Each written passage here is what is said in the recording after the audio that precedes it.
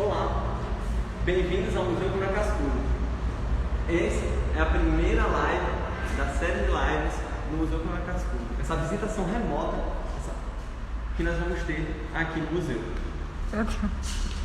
Vindo aqui comigo, vocês vão ver o lado das exposições. Nós estamos agora no segundo andar, em frente à sala de anatomia comparada. A sala que nós vamos estar agora há pouco, mas tem um pouquinho de paciência. Antes, eu vou passar por todas as exposições que nós temos aqui e quais vocês devem aguardar que nós iremos fazer essa série. No lado oposto, logo aqui, temos Vibrantes Caminhos, em frente à sala de anatomia comparada. Entrando por anatomia comparada, nós temos uma segunda sala, que é outra exposição, que é a exposição de ictiologia. Mais à frente, na última sala, no último pedaço, nós vamos ter a sala de dinossauros do Brasil, da Bacia Potiguar. Seguindo, nós temos a sala de engenhos, que vai passar um pouco sobre o RN e toda a situação que envolvia os engenhos aqui. Caminhando, nós vamos ter a exposição da Cangatu, nessa região. E lá embaixo, se vocês olharem aqui, no número 4, temos a exposição de paleontologia. O número 5, e essa região corresponde à famosa caverna, que muitas pessoas gravam muitas boas lembranças de lá, e o tanque. Aqui nós vamos ter a exposição de confluências e a escada que chega até aqui. Bom, depois de toda essa apresentação do museu, eu vou falar um pouco quem sou eu, já que vocês não ouviram falar esse tempo. Eu sou o Juan. Eu estou aqui em dezembro, faz 2 anos, voluntário no setor de paleontologia e bolsista no setor expositivo. O museu tem um pouquinho de história, eu quero falar um pouquinho para vocês. Essa série de lives, ela nos relembra um pouco do Museu Câmara Cascudo, fora desse tempo de pandemia, essa visitação que está demorando tanto para a gente vir, mas também os 60 anos do museu, que esse ano nós completamos. Infelizmente não podemos fazer uma grande festa, chamar todos vocês para cá, mas pelo menos a gente mostra um pedacinho para vocês. Bom, indo para a anatomia comparada, vocês devem estar esperando bastante. Essa exposição ela é composta de ossos e mamíferos. Apesar do nome anatomia comparada remeter a todos os componentes do corpo, como cabelo, como pele, músculo, nós vamos debater somente os ossos. Facilita o nosso aprendizado e entender como funciona a comparação entre os seres e o que nós podemos tirar disso. Essa exposição ela é muito incrível, ela cativa todo mundo que vem nela. E isso vocês vão ver agora.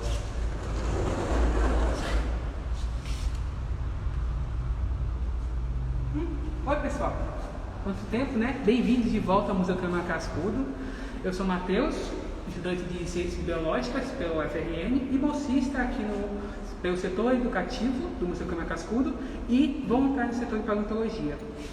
Bonito esse carinha, né? Estava com tanta saudade dele quanto vocês. Agora, bem-vindos à sala de anatomia comparada do Museu Câmara Cascudo. Como meu camarada vão falar para vocês, a anatomia é o estudo do corpo dos animais, pele, músculo, pelos e, no caso dessa sala, ossos. E por que comparada? Porque nós usamos o estudo do corpo dos animais, da pele, músculo, dos ossos deles, para comparar eles entre si e ver o quão próximos eles são na árvore da vida. Como, por exemplo, esse carinha aqui, o elefante africano. Esse esqueleto aqui foi doado pelo Museu Nacional do Rio de Janeiro para o Museu Câmara Cascudo na década de 70, mais ou menos.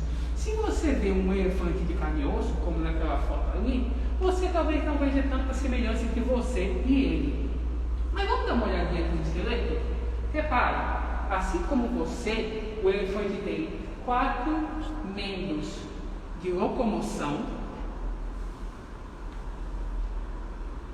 uma coluna vertebral que serve como costela, como coluna, como pilar principal do corpo, as costelas para a proteção dos órgãos principais e o crânio que serve como centro de comando, com todos os órgãos sensoriais, nariz, orelha, boca, olhos e o cérebro que manda em tudo. Isso mostra pra gente que nós temos muito em comum, mais do que imaginamos até, com os gigantes da Terra. Mas nós, seres humanos, ou a espécie Homo sapiens, tem tantas semelhanças entre nós e os elefantes como todos os animais, os em terra e os na água. Bom, de novo comigo. Agora eu vou pedir para vocês fazerem um mergulho de cabeça nessa baleia. Aqui a gente vai ver o crânio da baleia. Ela é muito diferente do que vocês acabaram de ver do elefante. Mas eu peço que vocês gravem ela bastante. Notem várias coisas nela, como ela é diferente. Porque agora eu vou falar de algumas coisas um pouco semelhantes e depois eu vou retornar para ela. Uma das coisas que vocês viram numa enquete é se a baleia tem dedos. Que coisa estranha, que baleia tem dedos? Pois é, essa é uma baleia mink, uma das menores baleias do mundo. E ela tem dedos. Para surpresa de alguns de vocês, sim, ela tem dedos. E sim, são 10. Porque ela tem de um lado, numa mão, ou numa nadadeira, e no outro. Apesar da estranheza dela ter 5 dedos, isso na verdade quer dizer que ela é muito mais perto da gente do que ela é perto de um peixe. Ela parece conosco, ela tem 5 dedos que ficam cobertos pela nadadeira, que ela usa para nadar. Mas uma coisa na pergunta, a resposta era 10. Mas por que 10? Afinal de contas, nós temos 20. Bom, é porque ela simplesmente não tem as pernas. Ela não precisa usar as pernas para nadar. Então o que ela usa é a cauda. Aquelas cenas muito bonitas em que a baleia faz assim, como nós vemos aqui, é feita com a cauda dela. Então por isso que ela só vai ter 10 dedos. 5 de uma nadadeira, 5 de outra. Mas, então, ela não é um peixe. O que ela é? Ela é um mamífero, como nós. Mas ela não é o único mamífero aquático. Nós temos os golfinhos, e eles são diferentes. Aqui, nós temos o que a gente chama de cladograma. Um cladograma é onde a gente vai pôr todos os ancestrais e os descendentes. Por exemplo, o meu pai, ele é meu ancestral. E eu sou descendente dele. Então toda vez que eu falar descendente, eu estou me referindo aos filhos. Toda vez que eu falar ancestral, eu estou me referindo aos pais. E esse carinha aqui não parece em nada com a baleia. Mas eu garanto para você, ele é o pai do pai do pai do pai, ou do avô, do avô, do avô, tataravô, tataravô da baleia. E olha só, ele tem patas. Se vocês olharem, apesar de que a imagem não vai mostrar todos os dedos, mas confia em mim, eles têm 5. E esses 5 são os mesmos 5 que a baleia tem na nadadeira. Só que se vocês continuarem olhando para cá, para esse cladograma, existem outros grupos que existiram ao longo do caminho e existem 2 que existem até hoje. Sempre possuem uma diferença. Vocês lembram do crânio da baleia? O crânio da baleia, ele não possui dentes. As baleias são desdentadas, mas elas não têm nada na boca não. Elas têm cerdas. Cerdas são como se fossem pelinhos. Vai como se ela tivesse um bigode dentro da boca, que ela usa para filtrar a água. Nisso ela vai capturar pequenos camarõezinhos chamados crio. Quem lembra de Procurando Nemo vai lembrar que a baleia come crio. Esse camarãozinho é o alimento da baleia. Só que existem algumas baleias, que nós chamamos, que na verdade são golfinhos. Como por exemplo, a baleia assassina, a famosa orca. A orca, ela possui dentes. Ela não é uma baleia, ela é um golfinho. Todos aqueles que possuem dentes fazem parte do grupo dos golfinhos. Claro que golfinho baleia é o nome que a gente dá. Mas quando a gente está falando de um grupo, de uma família de animais, eu posso me referir ao grupo dos golfinhos e ao grupo das baleias. E o grupo dos golfinhos são todos aqueles que vão ter dentes. Se a gente olhar aqui no crânio, apesar de não ter os dentes, mas olha o detalhe, eu tenho sulcos em que os dentes se encaixam. A baleia podia até ter uns sulcozinhos na mandíbula dela, mas aquilo não era para dente, aquilo era para passar feixe nervoso, é diferente. Mas olha que crânio estranho, ele possui algumas coisas semelhantes a nós. E quem vai falar um pouquinho mais sobre os crânios, o que eles têm de diferente, o que eles têm de perto da gente, vocês vão ver com o Mateus. Então, gente, reparem aqui comigo nessas várias especialidades diferentes. Anta, peixe-boi, capivara, carneiro, porco doméstico, porco do mato e tamanduá. Muito diferente, não é? Mas repare nesse cronograma aqui, ó. Todos eles, ó, têm exatamente os mesmos ossos nos mesmos lugares. Como, por exemplo, esse osso aqui em vermelho, ó, é a maxila. Todos eles têm em formatos muito diferentes, mas todos eles possuem. O que isso quer dizer? Quer dizer que todos eles são próximos entre si, têm parentes que ligam um ao outro.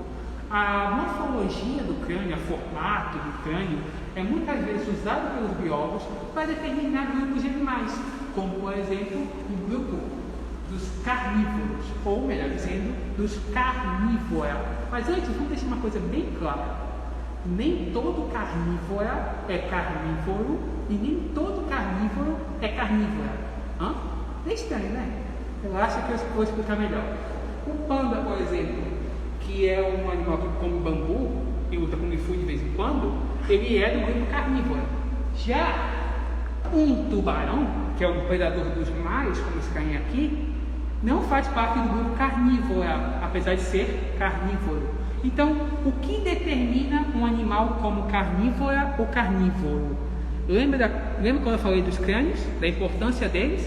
Vamos olhar de perto para um? Reparem aqui no crânio do leão. Conseguem ver esses dois anéis aqui? Esses anéis a gente chama de arco zigomático. Por ele passa um músculo chamado masseter, que vai dar a força da mordida do leão. Todos os animais carnívoros possuem esse anel muito desenvolvido no crânio, para dar uma força da mordida para poder esmagar a presa. E o mais importante de tudo são esses dentes diferentes aqui na boca, ó, que chamamos de aparato carniceiro, que são os dentes que os carnívoros usam para rasgar e dilacerar suas presas. Reparem como é diferente, ó, dos dentes do tubarão, que apesar de serem pequenininhos, ó, são basicamente a mesma coisa. Já os carnívoros têm dentes diferentes e esses especializados unicamente em rasgar. E o panda, por exemplo, usa esse aparato carniceiro para rasgar bambu, justamente porque a fibra do bambu é muito dura. Sacaram? Mas tem porém. Se tem os animais que caçam e que comem carne, tem os animais que são a carne. Só que você gostaria de ser jantar? É claro que não. E é por isso que a gente vai ter uma adaptação, alguma coisa que ajude os animais a caçarem, e as presas vão ter alguma coisa que ajuda elas a fugir. Alguns deles vão ter cornos, ou, como a gente vai falar popularmente, defesa. Popularmente, perdão. A gente vai definir no geral. Defesa é tudo aquilo que um animal vai usar para se defender, mas não atacar. Então, quando estou me referindo a um touro, ele vai ter os seus cornos, não chifres. Chifres são o que o cervo tem.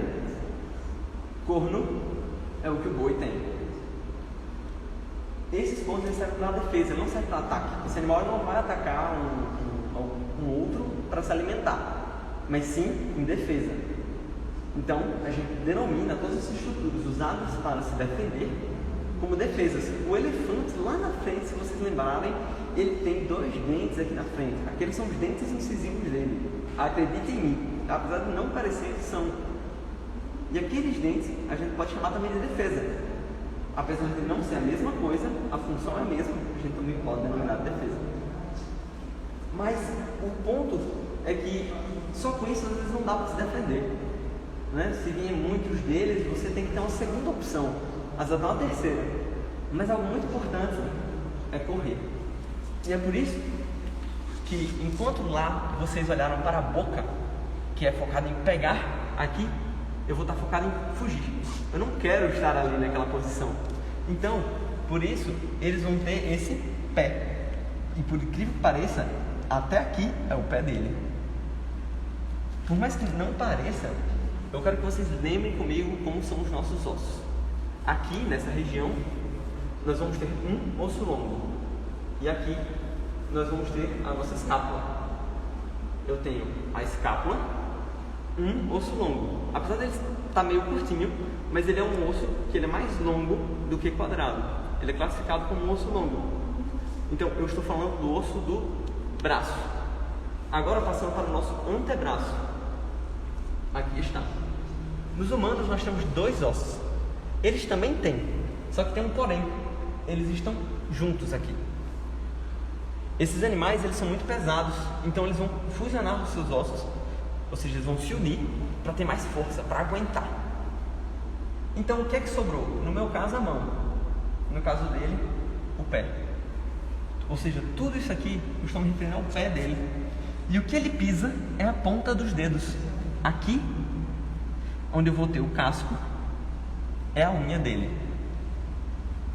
Nesse casco aqui, se a gente ver no boi, ele vai ter 2. Essa é uma adaptação. Ela é muito semelhante, como por exemplo, a das cabras. Não é muito comum, mas se vocês lembrarem de cabras de locais muito altos, elas conseguem ficar em pé numa rocha bem pequenininha, num pedacinho de pedra, elas conseguem sair pulando e escalar a montanha. E tá aqui. Ela tem 2 dígitos somente. No caso aqui eu estou falando de um boi, mas é muito semelhante a estrutura. Ela vai conseguir se apoiar nesses 2 dedos, em ambas as pernas, e sair pulando por aí. Essa questão de usar somente a ponta do pé, ela serve para correr mais rápido. Porque afinal de contas, antigamente, quando nós não tínhamos carros, a gente usava uma coisa para chegar rápido no lugar. A gente montava nos cavalos. Uma pergunta. Oi. Os cavalos têm os pés muito parecidos com o dos leões, por exemplo, para correr, já que são pensados para correr? Eles têm pés semelhantes, sim. Ambos vão pisar com essa região aqui, a final da mão, o que a gente chama de mão ou de pé. Mas existem alguns tipos que a gente chama de tipos de pisada. Nós humanos e os ursos usamos a pisada plantívora, em que a gente vai usar a palma inteira, no caso do pé. Eu não ando de ponta de pé, eu ando com o pé chapado no chão. Já os leões, lobos, cachorros, todos eles vão utilizar os dedos. E aí é que está a diferença. Essa é uma pisada que usa os dígitos. Eu estou usando os dedos deles. Se você olhar aqui, eu vou ter as garras e eu vou ter os dedos. Ele vai pisar com pelo menos 2 falanges. Enquanto, se vocês olharem rapidamente aqui para o boi, ele pisa somente com a ponta do dedo. E aí é que está a diferença. São adaptações diferentes. E por que então um leão, um cachorro, um predador, um caçador vai utilizar essa mesma estratégia de botar só o dígito para poder correr mais rápido? Porque como é que ele vai usar as garras então, se ele está usando elas para pisar no chão? Eles fazem isso porque eles podem guardar as garras deles para na hora de brigar. Mas como eu estou aqui no papel de um animal sendo predado, de um animal que está sendo perseguido, o que eu quero não é usar para isso, para atacar, eu quero usar isso para fugir o mais rápido que eu posso. Então, voltando para o cavalo, ele é um pouquinho diferente. No boi, na cabra, nós vamos ter 2 dígitos. Mas se eu vir para o cavalo, eu vou ter só um dedão, rapaz, olha só. Ele bota o dedo e fica com o dedo. E aqui nós vamos ter o casco. Essa diferença, como vocês vão ver aqui nesse menorzinho, ela dá com que o pé dele, ele é bem longo. Apesar de que talvez vocês possam achar que o dedo dele, o pé dele vem até aqui, o pé dele na verdade vem até aqui, até essa região. Ele é muito longo. E então o que seria aqui atrás? Se no boi aqui eu teria, no caso, os ossos fusionados. No boi aqui eu também não tenho os ossos, fusionados do antebraço. Eu tenho de fato os ossos fusionados, os ossos fusionados dos dedos. Isso daqui é um resquício que sobrou dos dedos sendo fusionados para eu poder criar esse dígito enorme. Se vocês virem a minha mão, eu vou juntando um dedo de cada vez até ficar um no meio. Eu tenho esses e esses, eles vão se juntando. E é isso que a gente está vendo aqui.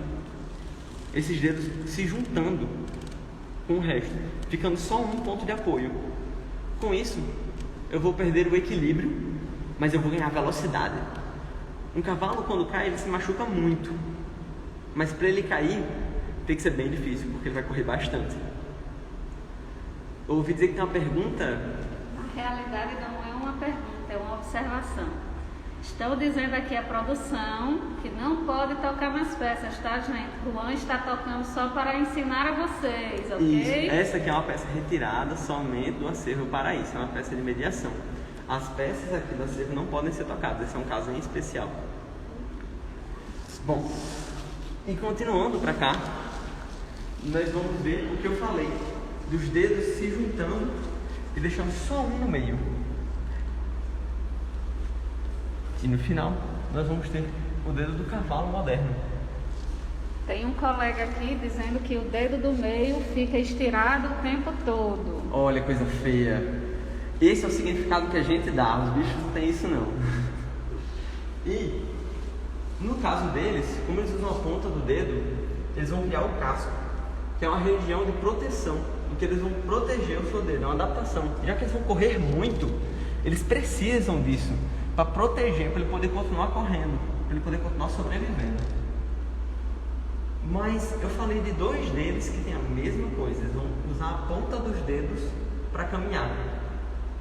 Só que eles são muito semelhantes, né? Um cavalo, um boi, todos esses herbívoros são muito semelhantes, mas eles também têm suas diferenças, como eu acabei de falar, da quantidade de dígitos, da presença ou não de defesa. O cavalo não possui defesa. Mas essa semelhança e diferença que a gente debateu esse tempo todinho não fica só com a gente. Não fica só com os animais. Ela também é com a gente. Então, pessoal, como o Juan falou da semelhança entre o boi e o cavalo, vamos falar agora da nossa semelhança direta com os outros animais, no caso, com os outros primatas. Eu quero que vocês parem um segundinho de vocês e olhem esses dois esqueletos. Esse aqui, o esqueleto de chimpanzé, e esse o esqueleto de ser humano, da espécie Homo sapiens, como eu e você. Conseguem ver semelhanças e diferenças entre eles? Pense aí um segundinho com vocês. Alguns de vocês podem ter pensado, o crânio é diferente. Exato. Uma das principais diferenças entre nós, hominídeos, e os outros primatas é a composição do nosso crânio. Os outros primatas têm a mandíbula muito mais para frente e um osso da sobrancelha, entre aspas, muito mais visível. Conseguem ver? E ainda por cima, reparem aqui na caixa na caixa craniana, bem pequenininha, né? No caso do chimpanzé. Agora compare com a nossa, gigante, não é? Porque nós nos desenvolvemos para ter um cérebro muito maior, não porque somos mais inteligentes, mas sim por causa que nós somos muito mais sociáveis, a nossa socialização é muito mais complexa. E uma coisa interessante que você pode reparar também é no supracílio, ou no, como pode dizer, o osso da sobrancelha do ser humano. Quase não dá para ver, no caso, em comparação a outros primatas. Outra coisa interessante, é a mão entre um chimpanzé e a mão de um ser humano. Consegue me dizer alguma diferença entre os dois? Aliás, outra coisa que a gente pode comparar, voltando ao supercílio, é uma coisa interessante. Você sabe dizer se esse esqueleto aqui é homem ou mulher? Tic-tac, tic-tac. A resposta, gente, é uma mulher. Ué, como é que eu sei? Lembra do supercílio que eu falei? Dos primatas e dos humanos? No caso dos humanos, um hominídeo macho tem um supercílio muito mais visível. Já numa Homo sapiens mulher, fêmea, você quase não dá para ver. Que é mais ou menos o caso dessa pessoinha aqui, eu acho. Agora, muitos de vocês podem estar se perguntando agora, falando aí no chat. Mas então o homem veio do macaco? Não. Porque uma coisa interessante para falar é esse erro do termo macaco. Macaco é um termo que a gente normalmente usa para falar de todos os primatas, menos a gente. Na biologia, a gente chama isso de grupos parafiléticos, ou seja, um grupo biologicamente errado. É como se você, numa separação de bens de uma família, você excluísse um parente só porque não gosta dele. É mais ou menos isso. Quando nós falamos macaco, nós estamos falando de um grupo inteiro, excluindo a gente, como se nós não fizéssemos parte desse grande grupo de primatas, o que nós fazemos. E isso nós podemos ver a partir dos estudos da anatomia, como nós podemos ver aqui com nossos próprios olhos, da genética, que provam que nós, seres humanos, somos cerca de 98% idênticos, entre aspas, a um chimpanzé, ou seja, o que se torna humano é só menos de 2% do seu DNA, entre muitas outras características. Não é uma questão de fé ou crença, ou simplesmente acreditar em alguma coisa que lhe foi passada. É simplesmente ver a realidade e compreendê-la, para assim entender o mundo como ele é. Mas aí tem uma questão. A gente falou de um montão de osso, um montão de esqueleto, e alguns de vocês podem estar pensando, tá, para que serve tudo isso? Vai ajudar em alguma coisa na minha vida? Então, estudando a anatomia dos animais, não só os esqueletos, mas também algumas características dos pés, da pele, do músculo, nós podemos criar vários instrumentos que ajudam na nossa própria vida. E também nós podemos ver que essas estruturas são várias delas que a gente falou aqui.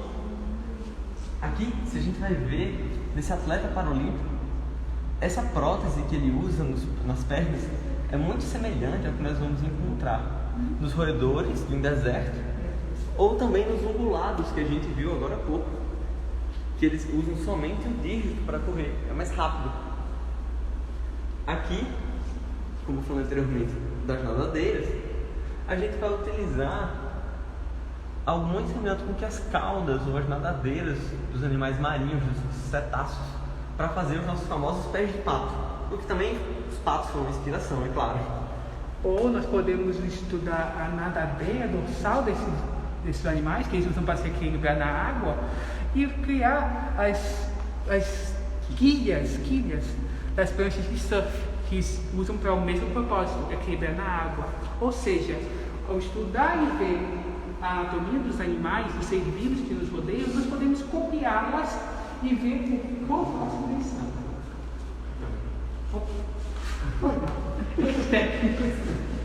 Mas, acho que é isso, né, Paulo? É isso. Acabou por aqui, mas ainda vai ter mais. Como vocês sabem, nós vamos ter outras lives de outras exposições e existem coisas aqui que a gente não falou. A gente deixou propositalmente para que vocês só vão poder ver vindo para cá. A experiência que vocês estão tendo agora é a única, mas também é única vocês virem para cá e visitarem a exposição. Estar nesse lugar é um pouquinho mágico, podemos dizer. E falando em mágico, existe uma coisa que o Matheus quer falar para vocês de volta no elefante. A gente começou nele e a gente vai terminar nele. Pois é. Lembra quando eu falo... gente, desculpa. Lembram da enquete que foi feita, acho que sexta-feira, convidando vocês para esta live? Então, naquela enquete, eu falei para vocês sobre uma curiosidade, que o ciclope tem muito a ver com o elefante. Para quem lembra disso, vamos dar uma pequena olhada no crânio desse carinha. Mas não é o ciclope do X-Men não, tá, gente? O que vocês acham que é esse buraco aqui no elefante? Tic-tac, tic-tac, tic-tac. Alguns de vocês podem pensar, é onde fica o olho. Então, foi assim que provavelmente alguns gregos antigos pensaram. Por quê? Uma das hipóteses para a mitologia do ciclope é que ela se originou de fósseis de elefantes pigmeus que tinham na Grécia. Os elefantes lá morreram e quando os primeiros gregos chegaram nas ilhas gregas, eles viram um crânio de um gigante com um buraco no meio. O que isso quer dizer? Só pode ser um ciclope. Mas na verdade, gente, esse buraco aqui é o nariz do elefante. Isso aqui, daqui até aqui, é a estrutura que forma a tromba do elefante. O olho, na verdade, fica aqui, na lateral do crânio, como vocês veem nessa imagem aqui.